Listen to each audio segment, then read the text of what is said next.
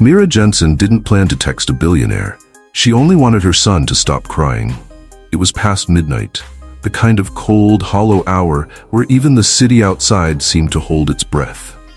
Mira sat on the floor of her apartment's tiny kitchen, her legs pulled up to her chest, a threadbare baby blanket wrapped around her shoulders.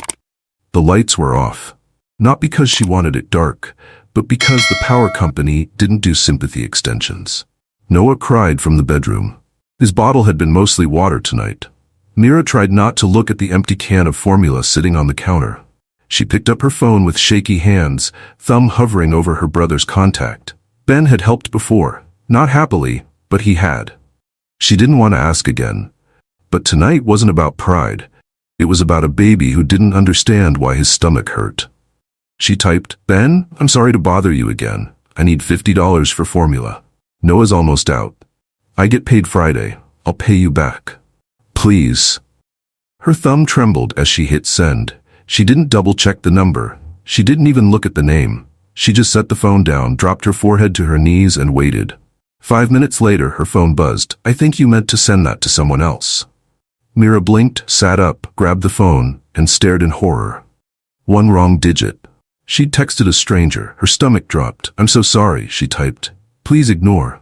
Wrong number. She locked the screen, tossed the phone aside, pulled the blanket tighter. Another failure, added to the pile. 3 blocks away from the top floor of a penthouse that looked down on half the city, Jackson Albright stared at the message on his private phone. He never gave this number out. No press, no assistance. Only family. And that list had gotten shorter every year. The text wasn't spam. It wasn't a scam.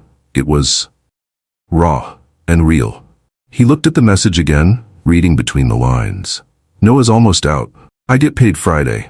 It wasn't just a request. It was a mother negotiating with her own dignity. He should have ignored it. Most nights he would have. Instead, he typed back, "Is your baby gonna be okay?" Mira stared at the message. What kind of stranger follows up like that? Her first instinct was to block him, but something about the question, about how simply it was asked, made her pause. "We'll manage," she wrote. "Sorry again. I can help," came the reply. "No strings." She scoffed aloud. "Thanks, but I don't take money from strangers. Smart policy. I'm Jackson. Now I'm not a stranger." She didn't reply. She rocked Noah back to sleep. She cried quietly, with the kind of grief that doesn't come from just being broke, but from being tired of being broke. And then she did something she never thought she'd do. She sent him her Venmo. 3 seconds later, her phone buzzed again. $5,000 received from Jackson Albright. Mira sat frozen. She blinked twice, opened the app, checked again. $5,000. "This is too much," she typed. "I only needed $50. It's already yours. No catch. One less thing to worry about." She didn't cry when she got laid off. She didn't cry when they repossessed her car. She didn't cry when Noah's father ghosted her after finding out she was pregnant. But this broke her. Her hands shook. "Thank you." "I don't even know what to say." "You don't have to say anything," he replied. "Just take care of Noah." And then she noticed it. She never told him her son's name. Mira couldn't sleep. Even after Noah finally drifted off, his full belly slowing his breathing into tiny, peaceful puffs, she sat wide awake on the edge of her mattress, holding her phone like it might vanish. She reread the transfer screen again. $5,000. Still there. Still real. For a long time, she just stared at it, wondering, daring herself to believe this wasn't a scam, that it wasn't bait for something darker. That this stranger, this man who called himself Jackson, didn't have some quiet plan to call in a favor later. People don't just send thousands of dollars to strangers. At least they never had to her. She opened their chat again, scrolling back to that last message. Just take care of Noah. No emoji. No ... hesitation. Just simple. Certain. That's what scared her the most. How certain he seemed. Like this kind of thing was normal for him. She typed something, then deleted it. Typed again. Deleted again. Finally she wrote, "You didn't have to do that." A moment passed, then another. Her phone stayed dark. She exhaled slowly, almost relieved. Maybe he had moved on. Maybe it really was a one-time fluke and she could just pretend none of it happened. The phone buzzed. "I know I didn't. I wanted to." Across the city, Jackson Albright leaned back in the leather chair that had never once made him comfortable. He was still in the office. He always stayed late. Not because he had to, but because home didn't feel like home anymore. Not since he shut that thought down. The glass walls of his penthouse office reflected the skyline like a painting. Cold, expensive, empty. His phone buzzed again. Why would you help someone like me? You don't even know me. He stared at the words longer than he should have. Most people who messaged him wanted things: partnerships, investments, favors, sometimes influence. This was the first time in a long time someone asked, honestly, why he cared. So he told her the truth, or at least part of it, because once upon a time, someone helped me when they didn't have to. I've never forgotten that. There was a pause. Then, I want to pay you back. His brow lifted. For what? For the formula, for the kindness, for not ignoring me. Another beat. I'll figure it out. Jackson's jaw clenched slightly. She didn't ask for more, didn't hint at needing a job or rent or anything else. She was still holding her pride with both hands, even while drowning. He respected that more than he expected. So he sent one more message. Tell me what kind of formula Noah needs. I want to send more. Not money. Supplies. Mira hesitated. Only if it's really no strings. I don't do strings, he replied. Strings are for people playing games. The next morning, Mira woke to a knock on the door. Her heart stopped. No one ever knocked. Not here. The landlord texted, and her neighbors barely looked her way. She pulled on a hoodie, quietly walked to the door, and peeked through the peephole. Delivery truck, uniformed driver, holding 4 massive boxes. What the? She opened the door slowly. Delivery for Mira Jensen? He asked. She nodded mutely. Signature here. She signed. She opened the boxes one by one on the living room floor, hands trembling. Formula, diapers, baby wipes, bottles, organic puree packets, even clothes. Not cheap off-brand either. The kind of stuff you only saw on Instagram moms with perfect lighting and too much free time. At the very bottom was a small envelope. She opened it slowly. He should have what he needs. Noah deserves better than barely getting by. Jackson. There was no logo, no return address, no way to trace where it had been ordered from. Just a signature she didn't recognize, from a man she hadn't even seen. But she felt it in her chest. This strange, uncertain warmth that sat somewhere between gratitude and suspicion. Who was this man? And what did he really want? Mira didn't touch the boxes again for hours. They sat in the corner of the living room like a dream she didn't want to wake from. Noah had fallen asleep in her arms after a warm bottle, his first full one in 3 days, and she hadn't moved since. She just sat there, staring at her son's chest rising and falling, wondering what kind of world she'd just stepped into. She wasn't naive. People didn't do things like this. Not without a catch, not without a camera rolling. But there was no viral video, no receipt. Just silence, and that name again, Jackson. Not exactly common. Mira reached for her phone and opened a browser. She hesitated. She didn't want to know, but she had to know. She typed, Jackson Albright. The results loaded faster than she was ready for. Jackson Albright, CEO of Helix Court Industries. Net worth, $11.8 billion USD. Private tech mogul, former military, media shy, widowed, no children. Her stomach flipped. This wasn't just some generous stranger. This was him. The billionaire who owned half the patents in AI medicine.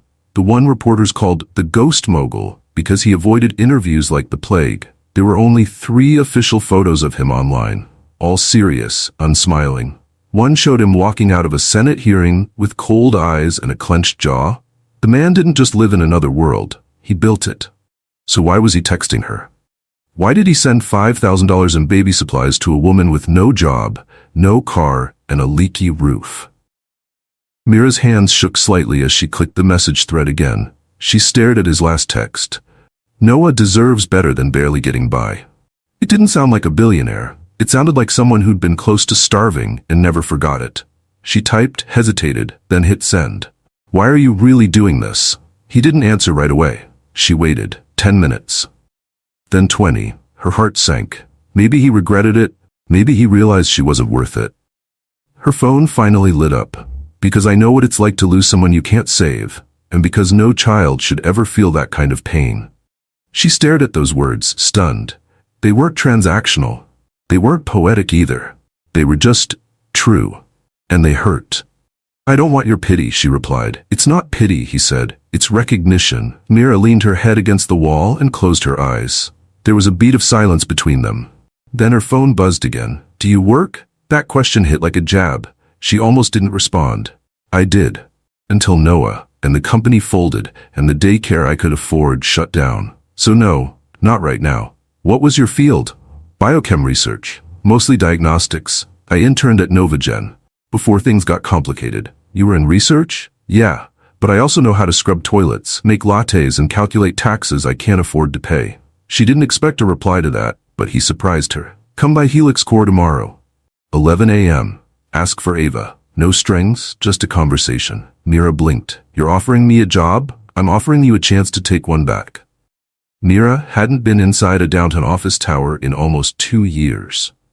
The last time she walked into a corporate lobby, she was wearing heels that blistered her toes and a badge that said, temporary contractor. Today, she was wearing her cleanest jeans, a thrifted blouse, and a blazer she hadn't zipped since before her pregnancy. She tightened her grip on Noah's carrier and stepped through the rotating glass doors. The Helix Core lobby was nothing like she expected. No marble, no ego, just clean lines, high ceilings, and a quiet efficiency that made her feel instantly underdressed. The receptionist looked up as she approached. Hi, I'm Mira Jensen. I'm here to see Ava? The woman's face lit up with immediate recognition, which unsettled her more than she cared to admit. Of course, you're expected. 37th floor. Miss Lin will meet you at the elevator. Mira blinked. Expected? She followed the path to the elevator, eyes darting to the logos on the wall, the awards behind glass, the silent but busy energy of the place. This wasn't a startup pretending to be important. This was important. By the time the elevator doors slid open on the top floor, her heart was pounding.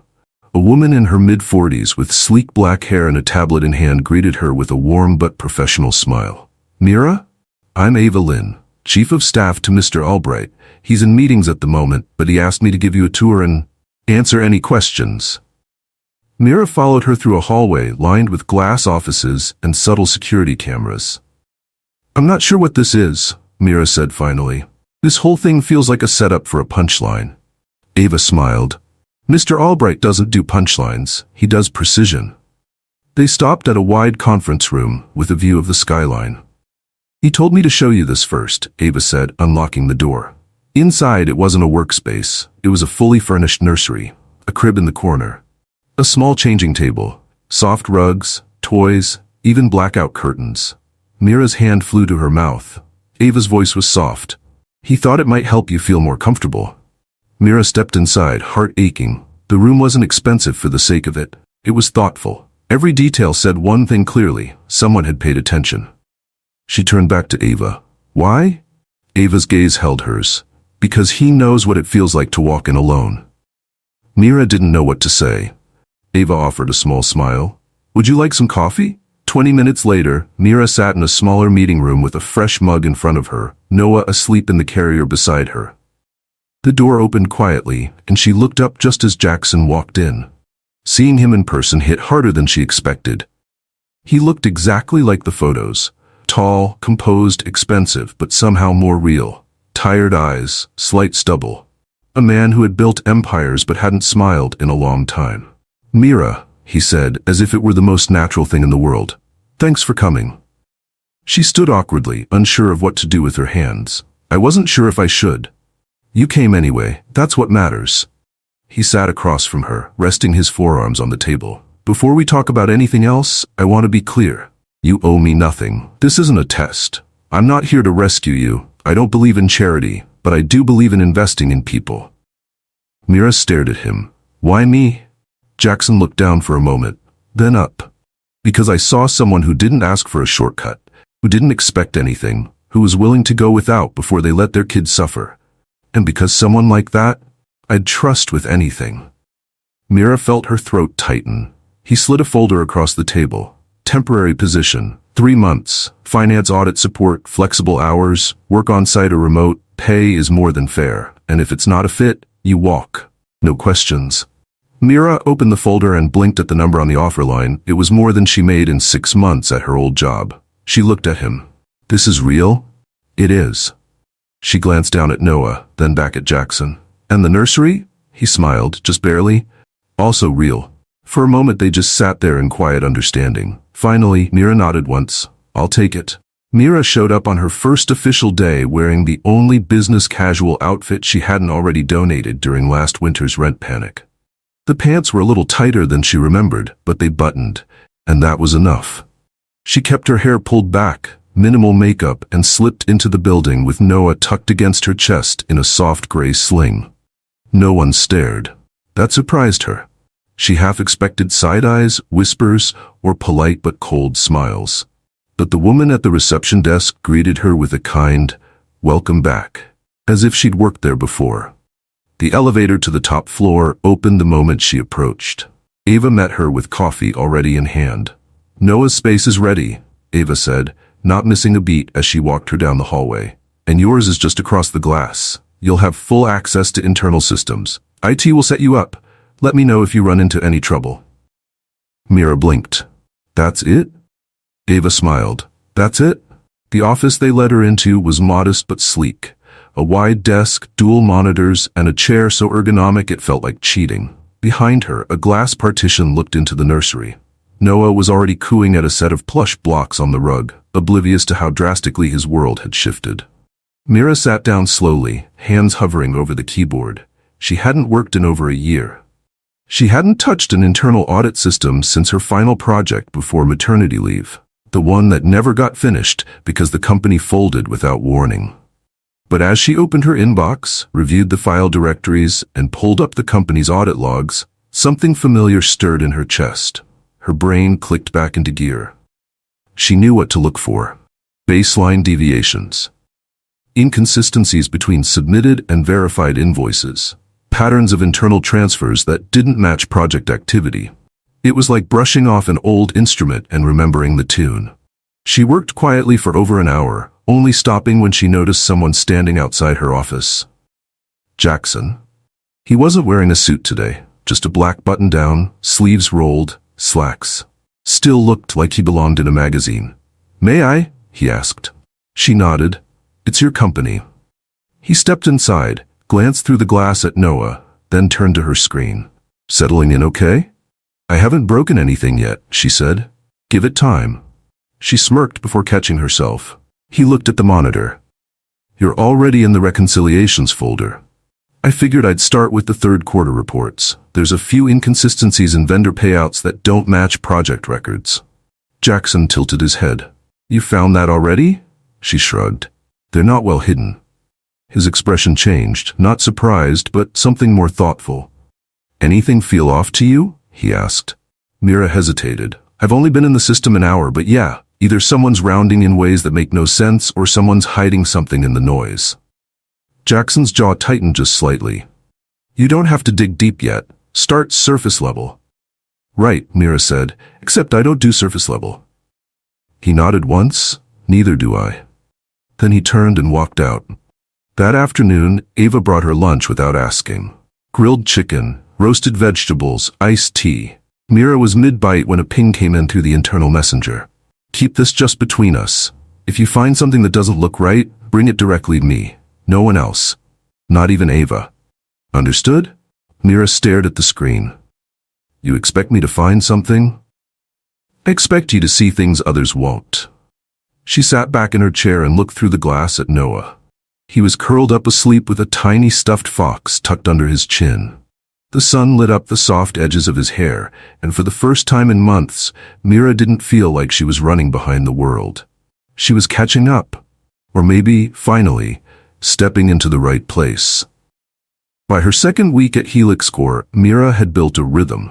Mornings started with black coffee, a kiss to Noah's forehead, and a silent promise to stay ahead of whatever curveball life had cued next. She arrived early, usually before Ava, sometimes even before Jackson, and always checked on Noah first. He had adjusted to the nursery faster than she had to her office. Every day, she'd find him nestled in the corner with a rotating cast of plush animals and an endless supply of organic snacks. Mira, on the other hand, was deep in spreadsheets, audit logs, and data trails. She didn't treat this job like a lifeline. She treated it like a mission. It was the only way she knew how to work, with precision, with care, and with the kind of focus that blocked out everything else. By Friday afternoon, she found it. It wasn't a smoking gun. It never was. But there was a pattern. The same vendor name, repeated just enough. The amounts varied.